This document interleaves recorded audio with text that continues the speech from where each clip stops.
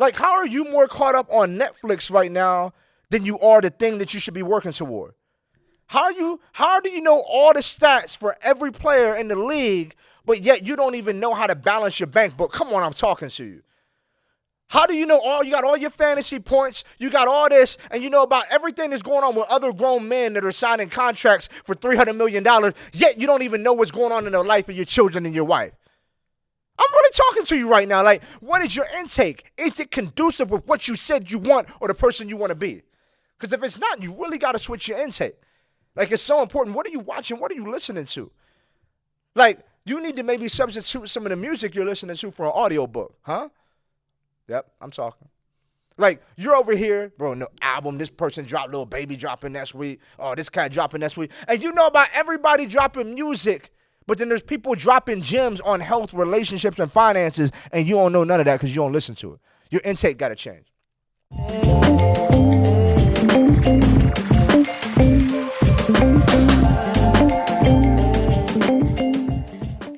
Welcome to the Unruly Podcast. I am your host, Rousawn Dozier, and I'm grateful that you're with me today. If you wouldn't mind, subscribe to the podcast. It would mean a lot to me. If not, I'm going to get you at some point, so you might as well do it now. But, hey, I just want to have a quick conversation today and talk about something that's been on my mind. Like, I don't know. As I get older, I'm more nostalgic. Like, I tend to think about things that happened when I was a kid. I tend to think about things that happened, quote unquote, back in the day. And when you have a daughter who's now 10, like I do, they may say things that really insult you, really hit you, right? Really hurt your heart. I was talking to my daughter, and she said, Dad, because in her mom's car, they have TVs everywhere, and we watch movies, and they have phone chargers and iPad chargers. It's just wild, right? And I was like, this is crazy, because when I was a kid, like, hey, we didn't even have a car for a grip. When we finally got a car, they ain't had no TVs in it. Didn't have a DVD player. DVDs didn't even exist yet. Didn't have a place to charge phones. Phones like that didn't exist yet. We had no media packages in our car. Then my daughter said, Dad, she said, what did you all, like, do in the cars in the olden days? She said in the olden days. I'm like, girl, what is the early 90s? Is the olden days now? That's so disrespectful. That's foul that you would say in the olden days. I'm like, bro, we did that. Like, hey, I looked out the window. She was like, at what? I said, wherever I was at. That's where I looked. Like, she's like, ah. She said, what else? Was there anything? I said, we listened to the radio. She said, oh, like Apple Music? Spotify? What? No, like 93.9, 96.7, 95.5, Kiss FM. Are you serious? Like, I said, we listened to the radio. She didn't know what the radio is. I had to tell her, I said, hey, this is the radio. And I, put the radio on. She's like, oh, so like, put on a song. How do you put on your own song? I said, you don't. You're at the mercy of whoever is playing the music. Like, whatever the DJ felt like putting on is what you listen to. And you caught that vibe and you dealt with it. You learned it. You know what I learned? You don't always get your way. No different these days. But you don't get your way. You're at the mercy of whatever the DJ's playing. And she's like, oh, so you just have to hit this button? I said, no. Mine was a little different. Y'all remember now? Y'all know where I'm going. We had the little tuner thing, right? And you had to find your station, right? And if you're trying to go from 95.5 to 93.9, I needed to go backward. And you know what it is? You have to turn, for those of you all who didn't experience this, I'm sorry for you. Because you don't even know how beautiful these days were, right? Like when your song came on the radio, what?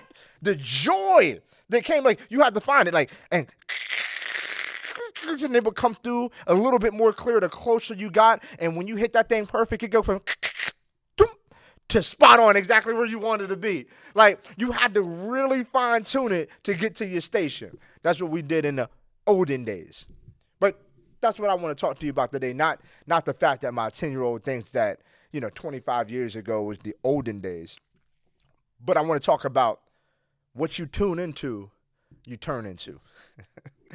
Like, I had to tune in on the radio, like, we got to get that dial just right. And as soon as we got that dialed right, we were able to experience the sound waves that came through from that radio tower. When we tuned into it, we were able to enjoy it. But taking it a step further, I just want to talk about in life, what you tune into, you turn into. That's actually something my mentor said. Shout out Nehemiah Davis. He said, what you tune into, you turn into. And it's just something that radiated with me or resonated with me. And it resonated with me because I realized, man, if I really want to turn into a better version of myself, I need to be really, really careful about what I'm tuning into. And so maybe you know exactly who you want to become, like the personal goals that you have for yourself, your professional goals that you have, the relationship goals that you have, the financial goals that you have, the spiritual development goals that you have, all of these things. Like I've noticed that most people know kind of what they want. They don't know exactly how to get there, but they know what they desire. But that's why it's important to know what you want, because once you know what you want, you have to make sure you're tuning into the things that are going to help you become that.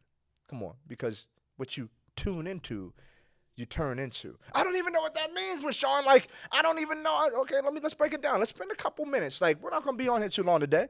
But like what you tune into, you turn into. And so let me ask you some questions. Like, the first thing you need to be aware of is, what environments are you tuning into? Oh my goodness.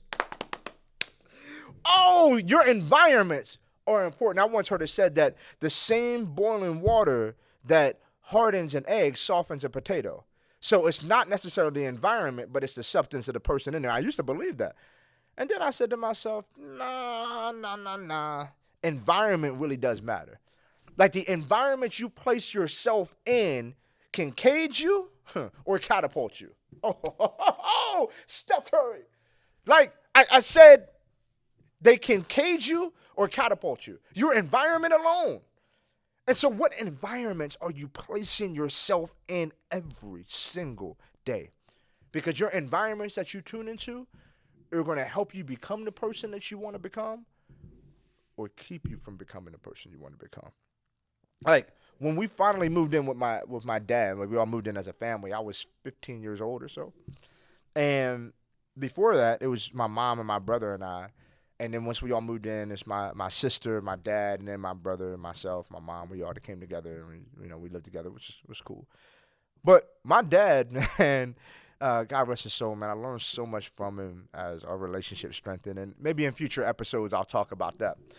But my dad was Jamaican, man, and if you've not had the privilege of being around Jamaicans, you're just missing out. And yes, they cook incredible food. Yes, they're awesome people. But let me tell you, man, some of the stuff they cook is just gonna smell wild. Like, my dad would cook something called callaloo, and callaloo is a earthy, leafy green, almost like a collard green, but the smell is potent. And then on top of that, he would do something like fry fish, or he and my mom would fry fish together. And my room was in the basement. Like, I had my own little bro, I came up. I went from living in Section 8 housing to having my own room. Y'all like, that's not that big of a deal. But I had a bathroom in my room. I was living life at like 15. But the problem with being downstairs is that, like, the way the air conditioning or heat worked is like it would bring all the smell from the kitchen into my room. So now my father is cooking callaloo, my mom frying fish, and all of that's coming to my room. How can I have a girl over to hang out? My whole room smell like fish and callaloo. It's wild, right? But what I'm saying is, like, here, don't miss it. Don't miss it. The environment that I was connected to was causing me to have a negative experience. I didn't even like callaloo. I don't even like fried fish. I don't even eat that. But I still, come on, I didn't partake in the feasting of the fish and callaloo, but I was still subject to the fragrances from the fish and callaloo. Don't miss it. Oh my goodness. Environment matters. What I'm saying, you don't have to partake in the foolishness that your friends or the foolishness that the people are doing in that environment for the stench and the fragrances to be on you. Oh my goodness. I remember going to school. I would be so insecure after my dad would make the callaloo, my mom would fry the fish, because I knew, oh my goodness, bro, I still smell like fish right now. I didn't even eat the fish. I didn't even eat the callaloo, but the fragrance is on me. Like, I still smell like the environment I've been in. I don't want you to miss that. Like, in your life, as you're trying to grow, in your life, as you say you want to be better, you're still going to smell like the environment you've been in. Whether or not you're partaking and doing the same thing that the other people are doing in that environment, it does not matter, because if it's not lifting you, it's limiting you. Your environment is going to cage you or catapult you. Like, I don't even want you to be in environments that you don't want to smell like it.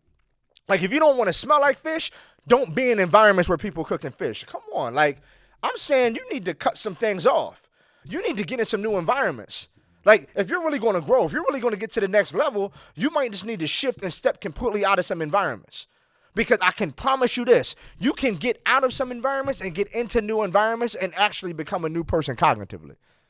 Like, once you've been exposed to a new way of thinking, your mind can never go back to being the same size it was. I'm going to say that again.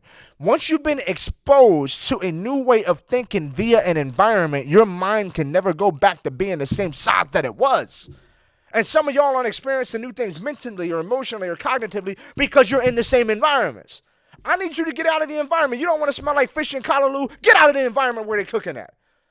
Right? You don't want to be negative. You don't want to have drama. You don't want to have low vibrational conversation. Then get out of the room where people are doing that. It's that simple. Like, you don't want to be caught up. I talk to so many people. Man, I was just in the wrong place at the wrong time. Sure. But stop making excuses. You were in that environment for a reason. Get out of the environment. You want more. Go to an environment where people are doing, talking, thinking like you want to be. Get in those environments. Hop on a plane, take a walk. Get out of the environment. Environment matters, right? Like, environment matters. Like, what you tune into, you turn into. So one of the first step is shifting your environment. But then the next thing I need you to shift. Your intake. What? Your intake. Like, I'm 22 pounds down as of today. Had I shot this podcast 4 weeks ago, your boy's neck was thicker, face a little fatter. Like, I was eating Chipotle with chips, with the guac, with the corn salsa, with the extra sour cream in my bowl, with the double steak. Praise God, let's get it. I love it. Chipotle, y'all need to sponsor your boy. I've been on y'all's head for a while now. But hear what I'm saying.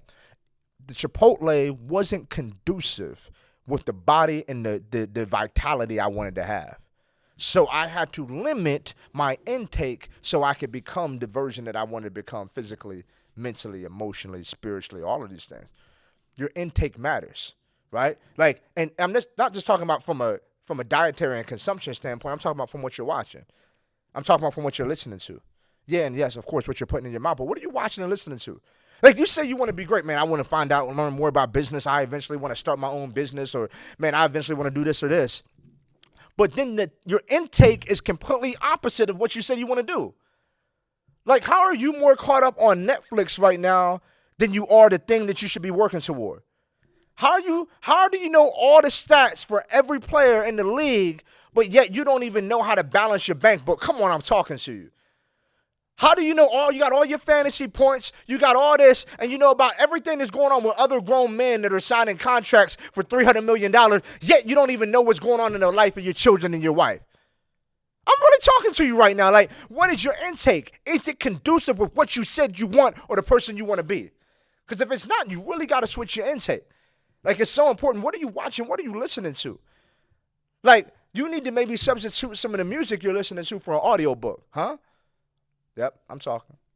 Like, you're over here, bro, no album, this person dropped, Lil Baby dropping next week. Oh, this guy dropping next week. And you know about everybody dropping music, but then there's people dropping gems on health, relationships, and finances, and you don't know none of that because you don't listen to it. Your intake got to change. Like, that's one of the things that shifted for me. I said, bro, I can't be over here listening to music and watching HBO Go or watching HBO Max or watching Netflix or watching Hulu and doing all that and be caught up on shows but not handling my business. Come on now. Like, let's really talk. My intake had to change. And when my intake changed, I began to take off. Your environment and then your intake. And the last thing I'm just going to say is your entourage. Oh, my goodness. Let me take a quick little drink. I tried to keep this off screen because Yeti's not paying me yet, but dry mouth. Your entourage. Who are you intentionally putting around you? Are you putting people around you that tell you what you want to hear? Or are you putting people in your life that tell you what you need to hear? Like, let's not just put people in your life to tell you what you want to hear. Put people in your life to tell you what you need to hear. That love you enough to call you up. That love you enough to stretch you. That love you enough to push you. Ray Lewis said something that it really challenged me. He said, if an eagle looks over and sees another bird flying beside it, what type of bird would it be? Oh, what? It makes sense, bro. If the eagle sees another bird flying beside it, what type of bird is it? I had no idea what he was talking about. He says, if an eagle sees another bird flying beside it, it knows that it has to be an eagle because other birds don't fly that high. If it looks over and sees other birds flying beside it, it knows it's an eagle because other birds don't fly that high. Eagles can't even fly with other birds because they can't climb to the heights. They can't go to the altitudes that the eagles can go to. Look to your left and right, and if you don't see eagles, that means you're flying with pigeons. That means you're flying with crows. You're an eagle. You deserve to fly higher, fly higher. Change the people to your left and your right. Like, I'm being real with you. Like, my life shifted when I shifted some people out. Man, praise God. Not because I didn't love them, not because I don't care for them, but because they didn't want to fly as high as I was called to. And you over here stuck in the same situation, stuck in the same stress, stuck in the same mess, and you're flying, and you wonder why it ain't changing. It ain't changing because you're flying around people that fly on low altitudes when you're called to go to a higher one. It's that simple. It's that simple. What do you want to do? You got to put people in your life that look down at you and say, you need to come up a little higher. Right? You got to get some mentors in your life. You got to get some coaches in your life. You need some accountability in your life to say, fly higher. So you got to change your environment. You don't want to smell like the environment? Stop being in the environment. You got to change your intake. If it's not conducive with the person that you want to be, you got to get things in your life that you're watching, that you're listening to, that you're consuming, that are conducive with who you want to become. Then you need to be willing to look at that entourage of yours, the people that you have around you. Like, everybody's all buddy-buddy until people aren't living up to their fullest potential. People aren't living the life that they desire. Check your entourage. I'm not saying, cut people off that you. I'm not saying that. But sometimes you have to separate so you can elevate. Oh. Sometimes you have to separate so that you can elevate. And what's interesting is when you separate and begin to elevate, you're actually going to inspire people to do the same.